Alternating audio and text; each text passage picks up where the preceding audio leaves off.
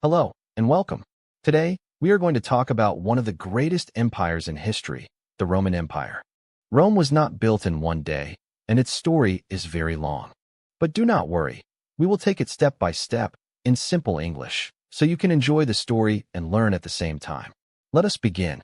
Before the empire, the city of Rome. To understand the Roman Empire, we first need to go back to a small city. That city is Rome. Rome is in the middle of Italy. According to the old Roman story, Rome was built in the year 753 BC. That is more than 2,700 years ago. The Romans believed their city was built by twin brothers. Their names were Romulus and Remus. The story says that a she-wolf found these two brothers when they were babies and gave them milk to survive. Later, Romulus killed his brother and became the first king of Rome. This is just a legend, a very old story, but the Romans loved it and believed it for a long time. In the beginning, Rome was a small kingdom. It had kings. But after about 250 years, the Romans did not want kings anymore. They thought kings had too much power. So, around 509 BC, Rome became a republic. A republic means that the people choose their leaders. Two men called consuls led the city together, and a group of important men called the Senate helped make decisions. This system worked for hundreds of years. The republic grows under the republic. Rome began to grow. First, the Romans took control of all of Italy. They were good soldiers. Their army was called a legion, and it was very strong and well-organized. Roman soldiers were trained hard, and they followed strict rules. This made them very powerful. After Italy, Rome fought against Carthage, a powerful city in North Africa. These wars were called the Punic Wars. The most famous enemy was a general from Carthage named Hannibal. Hannibal was very clever. He walked his army, and even elephants, across the mountains called the Alps to attack Rome from the north. It was a surprise attack, and it was very dangerous for Rome. But Rome survived. After years of hard fighting, Rome finally won. Carthage was destroyed in 146 BC. After the Punic Wars, Rome continued to expand. To expand means to get bigger. Rome took control of Greece, Spain, and parts of the Middle East. The Roman Republic was becoming very powerful, but also very unstable. Unstable means not safe, not calm. Rich people and poor people began to disagree. Politicians fought each other for power. And then came Julius Caesar. Julius Caesar was born in 100 BC. He came from an important Roman family. Caesar was very smart, very ambitious. Ambitious means he always wanted more, and he was also a great military leader. He won many battles and expanded Roman control into what is now France, which the Romans called Gaul, and even made short trips to Britain. Caesar became very popular with ordinary people. They loved him. But the Senate, the group of powerful men who ruled Rome, were afraid of him. They thought Caesar wanted to become a king. And in Rome, becoming a king was a very dangerous idea. The Romans hated kings. On the 15th of March, 44 BC, a day the Romans called the Ides of March, Julius Caesar went to a meeting at the Senate. There, a group of senators stabbed him with knives. He was stabbed 23 times and died. Among the killers was his close friend, Brutus. It was a shocking moment in Roman history. The senators thought killing Caesar would save the Republic, but they were wrong. His death made things much worse. The end of the Republic after Caesar died, Rome fell into a civil war. A civil war is a war inside a country, between people of the same nation. Three men tried to take control of Rome: Caesar's close friend Mark Antony, his young adopted son Octavian, and a general named Lepidus. Together they were called the Second Triumvirate, a group of three leaders. But of course, three men cannot share power forever. Lepidus lost his power first. Then, Octavian and Mark Antony became enemies. Mark Antony fell in love with the famous queen of Egypt, Cleopatra. Together they fought against Octavian. But in 31 BC, Octavian won the final battle at a place called Actium, near Greece. Mark Antony and Cleopatra killed themselves, and Octavian became the most powerful man in the Roman world. The first emperor, Augustus Octavian, was very clever. He knew that Romans did not like kings, so he did not call himself a king. Instead, he took the name Augustus, which means the great or the respected one. He kept the Senate and the old institutions, but in reality, he had all the power. Historians say that Augustus was the first Roman emperor and the Roman Empire officially began in 27 BC. Augustus ruled for a very long time, over 40 years. Under his rule, Rome became peaceful and stable. This period of peace is called the Pax Romana, which means Roman peace. He built many new buildings in Rome. He improved the roads that connected all parts of the empire. He created a regular army and a police force. Many people say Augustus was the greatest Roman ruler. He changed Rome from a city of stone into a city of marble. The Pax Romana, 200 years of peace after Augustus. Rome continued to be strong. The Pax Romana lasted for about 200 years, from 27 BC to around 180 AD. During this time, Rome was mostly peaceful and well-organized. The empire grew very large. At its biggest, the Roman Empire covered about 5 million square kilometers. It included modern-day countries like Italy, Spain, France, England, Greece, Turkey, Egypt, and many parts of North Africa and the Middle East. Around 70 million people lived in the Roman Empire. Life inside the empire was often good. The Romans built excellent roads. Some of these roads still exist today. They built aqueducts, long channels that brought clean water from mountains into cities. They built public baths, theaters, and of course, the famous Colosseum in Rome. The Colosseum was a large stadium where up to 50,000 people could watch fights between gladiators, men who fought each other or against wild animals. It was dangerous and violent, but Romans loved it. The Romans also spread their language, Latin, across the empire.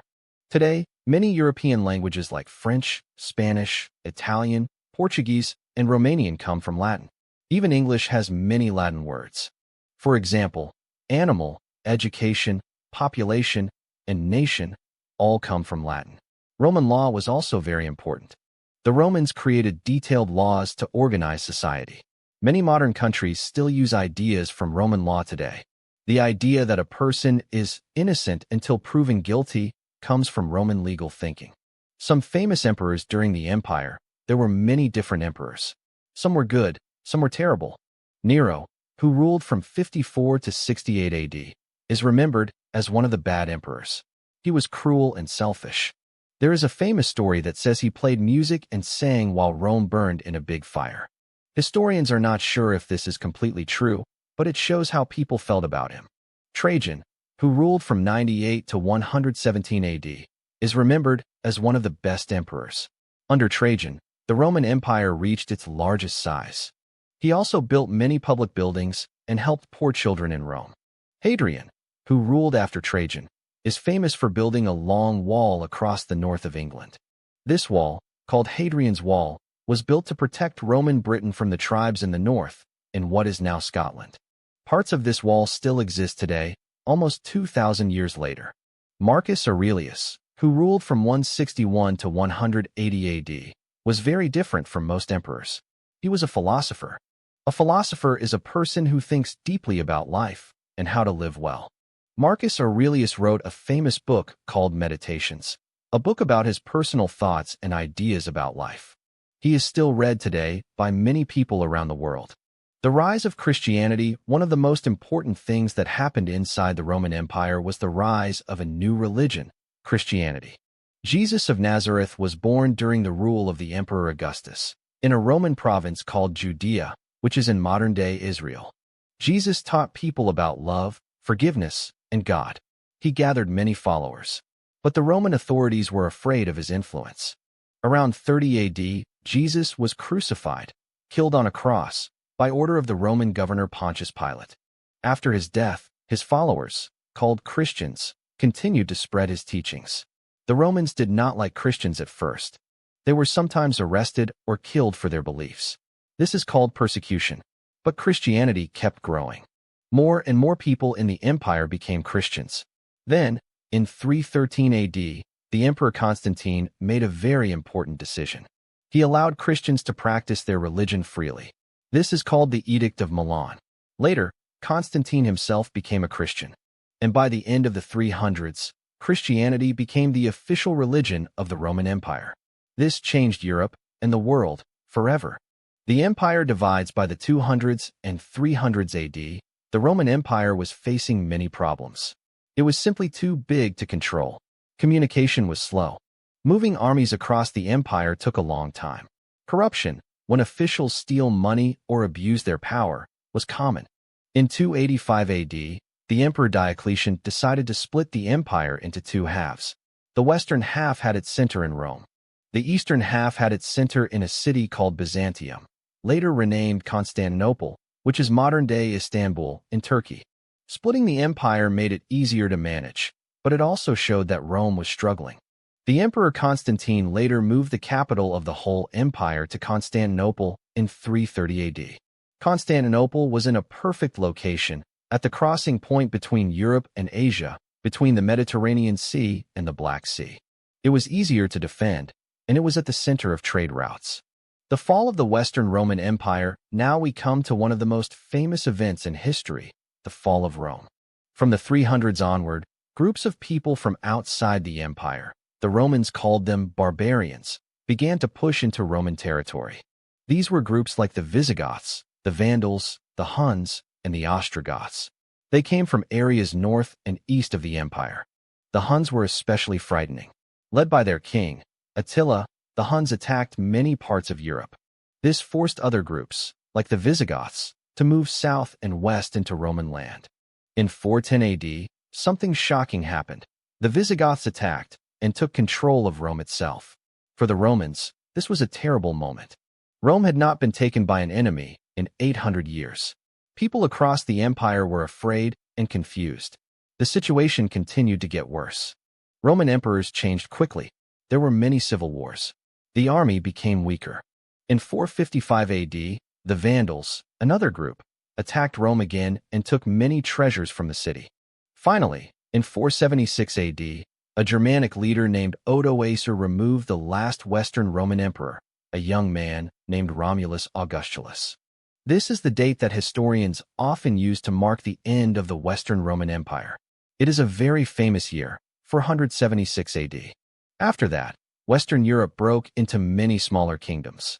The Eastern Roman Empire continues, but the story of Rome does not end in 476 AD.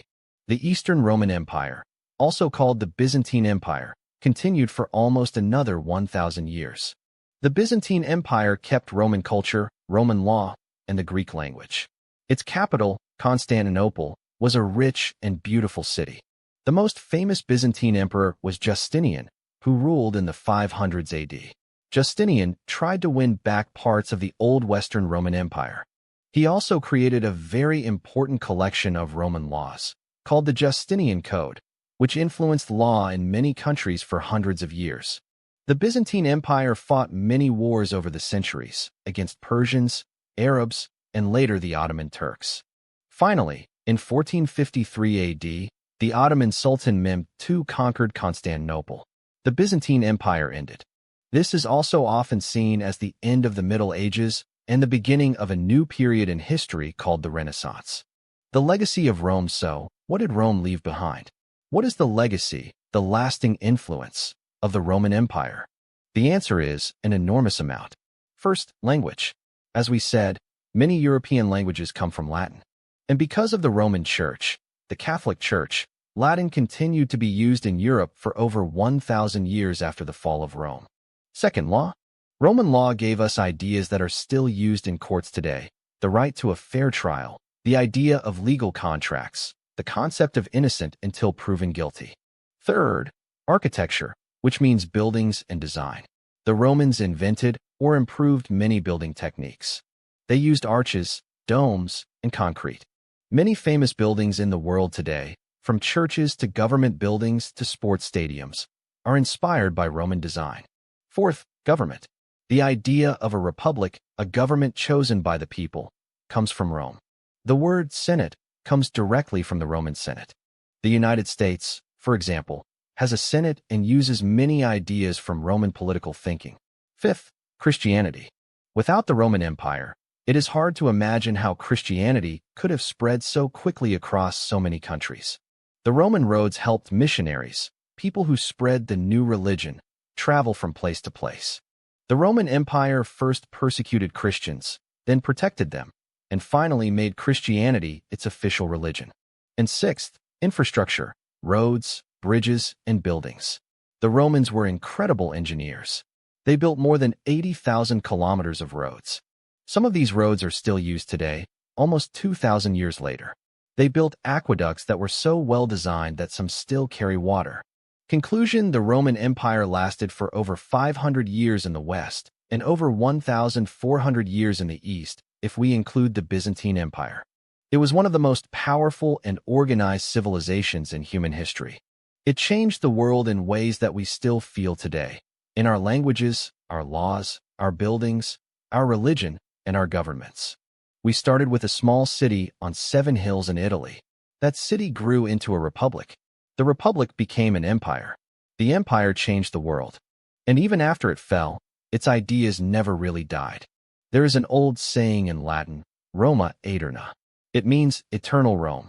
When you look at how much Rome still influences our modern world, it is easy to understand why. Thank you so much for watching and listening. I hope this helped you learn something new about history and about English.